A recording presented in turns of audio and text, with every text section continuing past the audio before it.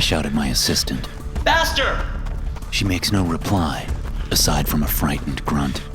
Her flashlight beam bounces around the dark tunnel, shining on the unused train tracks and the fallen chunks of rock. Limping along behind her, I carry a shotgun. I have a headlamp on, but it's on the fritz, flickering on and off. My calf stings where the beast tore into me with its claws. How could I be so arrogant, so stupid? I discounted the tales whispered in the surrounding villages as superstition. I shrugged off the warnings delivered by old, frightened men with bulging eyes and rancid breath. The creature roars somewhere in the dark behind us, its bellow seeming to shake the entire tunnel. Mina glances over her shoulder, wide blue eyes teeming with tears. Look out! I shout at her, seeing the stone she's about to step on. She whips her head back around, but not in time. She turns her ankle as she steps on the rock, crying out as she crashes to the ground next to the train tracks. The booming footfalls of the pursuing creature resonate in my core, like thunder after a nearby lightning strike. As I lean down to gather Mina up, I notice a small gap in the tunnel wall just to our right. It looks like it's big enough to fit us. There! I say, pointing with one hand, while grabbing her around the waist to help her forward. She crawls into the gap, and I follow quickly behind. After 5 feet, the small passage opens up into a cave about 10 feet in diameter. There are 2 other passages leading from the cave, and although they're both larger than the one we came through, I don't think they'll accommodate the creature. We stop, listening hard. Something changes in the air, a subtle shift. I can no longer hear the booming footsteps of the ancient and massive creature our little treasure hunt has unearthed. Did you feel? My words cease, like I've suddenly forgotten how to talk. My brows furrow, and I try to speak again. I can't. Mina, young, blonde, and pretty, stares at me from where she sits across the cave. Her skin-tight long-sleeve shirt and jeans are smeared with dirt. She scrambles over and sits next to me, grabbing hold of my arm. I shift the shotgun out of the way to let her. She opens her mouth to speak, to ask me if we're going to survive, probably. Item number SCP-1893, she says. Before I can think of what the hell she's talking about, I answer her. Object Class Euclid. What the hell did I just say? I think. What does Euclid mean? It's like something has taken over, like I'm a puppet in my own body. Special containment procedures? Mina asks, putting her head on my shoulder as a tear runs down her dirty cheek. All stories containing or referencing SCP-1893, I say, are to be contained in the tertiary mainframe at Site-38 until such time as Foundation researchers discover a method of transferring them without risking contamination to other computer systems. Multiple redundant stories are to be kept on the mainframe at all times. What is happening? I scream in my mind, but I'm unable to do the same with my mouth. The words just keep coming out. They're in my voice, but they're not mine. I haven't generated them in my mind. They're coming from somewhere else. Should SCP-1893 begin displaying aggressive or otherwise unusual behavior, additional new stories written in the style used by SCP-1893 are to be downloaded onto the computer, I tell Mina. Hard copies of all stories before and after SCP-1893 infestation are to be kept in the director's office in a triple-locked safe. No other copies are to be kept in any other location, in any other form to avoid possible contamination.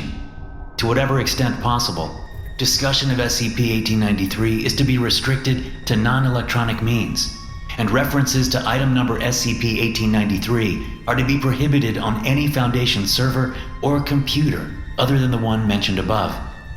Mina raises her head and looks up into my eyes, like I've just confessed my love to her. She extends her head toward me. I meet her halfway, and we kiss for a long moment. The sound of someone shouting interrupts our intimate moment, and I look up to see a figure coming through the largest of the crevasses leading to the cave. Mina shines her light into the passageway, revealing a massive, muscular man. He's bald, with horn tattoos on his forehead and sweeping back onto his skull. He stares at us with plain hatred as he pushes through the rocky crevasse, his huge shoulders scraping the sides. I push Mina toward the passage we came through. She goes, rushing on all fours back out into the abandoned tunnel. As I follow behind her, the man reaches in and grabs my leg, yanking me back into the cave. As I flip over onto my back, he's raising his basketball-sized fists up to slam them down into me. I raise my shotgun and blast him in the chest. He stumbles back, but I don't wait around to see if he's dead. I flip over and scramble back out into the tunnel where Mina waits. Getting up to my feet, we continue running. Now both of us are limping, thanks to Mina turning her ankle. Description? Mina asks, breathless. SCP-1893 is an incompletely understood phenomenon, believed to be electronic or digital in nature. I say. The phenomenon has demonstrated at least a primitive sort of intelligence, in the form of adapting to new environments and avoiding inhospitable ones. It has a rudimentary ability to communicate with Foundation researchers, albeit indirectly. It is not known whether the entity is sapient or even sentient. What the hell is happening to me? I don't have any idea what I'm even talking about. None of this makes sense. Risking a glance over my shoulder, I verify that the creature from earlier is nowhere to be seen. But as I'm looking, a portion of the wall where Mina and I came through busts out as if from an explosion. The hulking man rushes out amid the chaotic spray of rocks, turning to look after us. His chest is bloody from where I shot him, but he doesn't seem to be seriously hurt. He just busted through a wall of stone after all. I want to scream, to speak a line of gibberish just to prove that I'm still in control of my actions, my words, but I can't.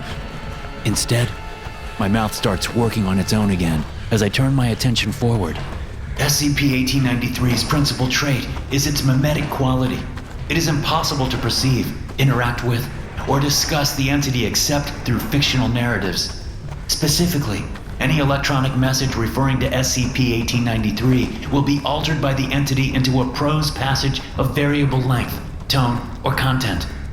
My eyes go wide. Fictional narratives? But before I can process this, I'm talking again. However, messages altered by SCP-1893 will always have certain constant qualities. First, the content of the original message will be left intact, replacing any dialogue between characters in the story. Second, stories will often contain between 2 to 3 characters. While the dialogue between them will remain constant, the setting and tone of the characters and their surroundings are believed to often reflect SCP-1893's mood at the time of access. Third, components of the story's plot may change depending on whether or not SCP-1893 can determine the identity of the reader. The researchers have been unable to detect a pattern in the modifications to date. No, I think. No, it's not possible. I'm not a fucking fictional character. A man appears ahead of us in the tunnel, carrying a machine gun. He wears a scally cap and sports red suspenders over a sleeveless t-shirt. His bushy black mustache sits over a sneering mouth with an unlit cigar protruding from it. At first, the man is a stranger to me. I'm certain I've never seen him before. But then something clicks in my head, and I know all about him. He's Bullet Bronson, my best friend and confidant. Our years of adventures flash through my head like they've always been there. Go! Bullet shouts at us around the cigar, racking the slide back on the machine gun. I got the bastard! As soon as Mina and I move past him, he fires the machine gun at the hulking man chasing us. There's daylight coming through from a doorway up ahead in the tunnel, the way we came in. Mina rushes through the doorway and outside, but I stop and look back. Bullet's backing up as he fires at the crouching monstrosity. It looks like he has it under control. Come on! I shout at him. Let's go! Bullet nods his head like he's heard me. I turn and make it outside to the open-top Jeep sitting in the wooded clearing. The Eastern European sun shines down through the thin cloud cover. The mountain air is crisp. I jump into the driver's seat of the Jeep, lying the shotgun across my lap, while Mina gets in the front. As we wait for Bullet to join us, I talk again. Lastly, all instances of stories altered by SCP-1893 will contain an unknown character, described as being unusually tall and muscular, often said to have tattoos of bull's horns on or near the face. The extent to which this character interacts with the others is often indicative of SCP-1893's level of aggression at that moment. When the entity is calm, the character will barely be referenced or discussed. When SCP-1893 feels threatened or is prepared to attack, the character will display an increasingly important or central role to the story's plot. It's not real, I suddenly comprehend. I'm not real. This is all bullshit. Some hack writer's idea of entertainment. But then another thought comes to me. If this was a normal story, where the good guy beats the villain and gets the girl, then it wouldn't be such a bad life. I could live like that, no problem. But this isn't normal. If it were, I wouldn't realize I'm in a story. It has been hijacked by whatever the hell SCP-1893 is. What does that mean for me? Do I still get to live? To ride away in the sunset?